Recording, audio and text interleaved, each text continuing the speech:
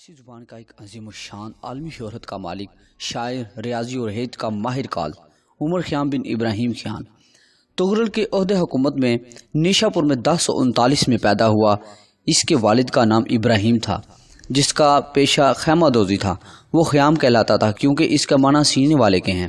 یہ لفظ بھی جز بن گیا اور اس نے عمر خیام کے نام سے شہرت حاصل کی۔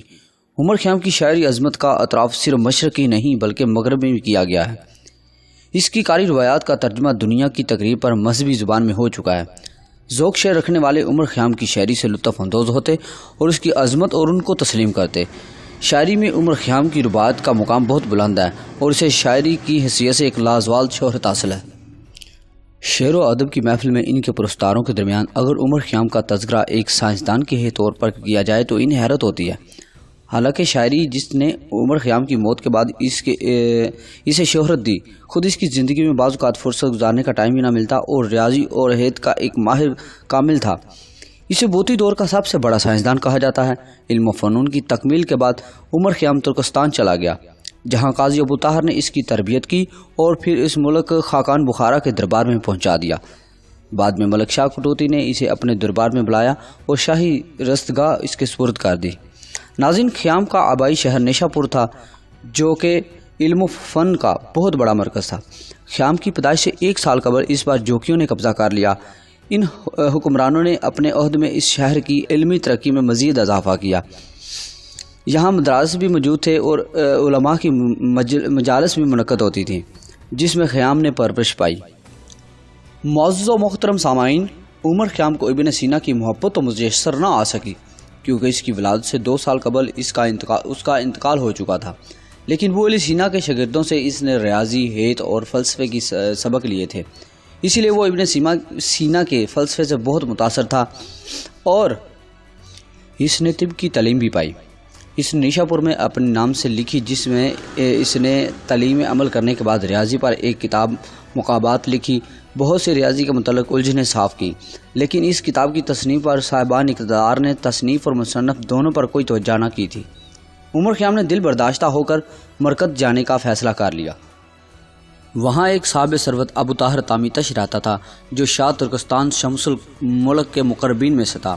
اس نے خیام کو جوہر قابل جان کر اپنی سرکار سے منسلک کر لیا اور اس کی بہت قدر کی۔ ابو طاہر کو ریاضی سے بہت لگاؤ تھا۔ انہوں نے اپنی بہت مشہور جبر و مقابل کتاب لکھی۔ انہوں نے 1068 میں سمرقند میں لکھنا شروع کیا اور 1074 میں مکمل کیا۔ اسلامی عہد میں الجبر پر یہ چھٹی کی 5ویں کتاب تھی جو اس مضمون کی پہلی کتاب میں محمد بن موی خوارزمی کے 250 سال بعد تالیف کی گئی تھی۔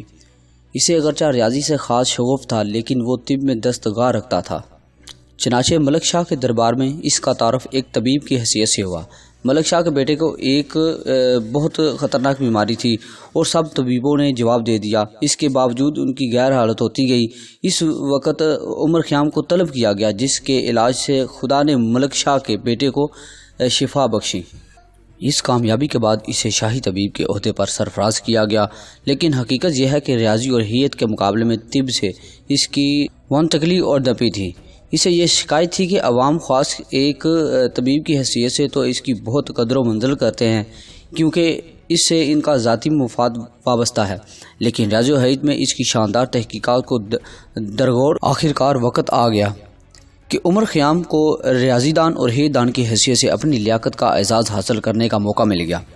ملک شاہ لوتی نے اصفہان میں ایک رسگ بھی کی اور اس میں عمر خیام کو اعلیٰ افسر کی حیثیت سے مقرر کیا۔ اس نے ایک کثیر تمویلات رست کے لیے دی اور رستگاہ کے عملے میں عمر خیام کے ساتھ ساتھ دیگر ہیت دان بھی ممور کیے۔ یہاں عمر خیام نے اپنی تحقیقات سرگرمیاں تیز کر دیں اور کئی معاملات میں جدید تبدیلیاں کی۔ عمر خیام نے 1031 میں وفات پائی اور نیشا پور کے قبرستان میں دفن ہوا۔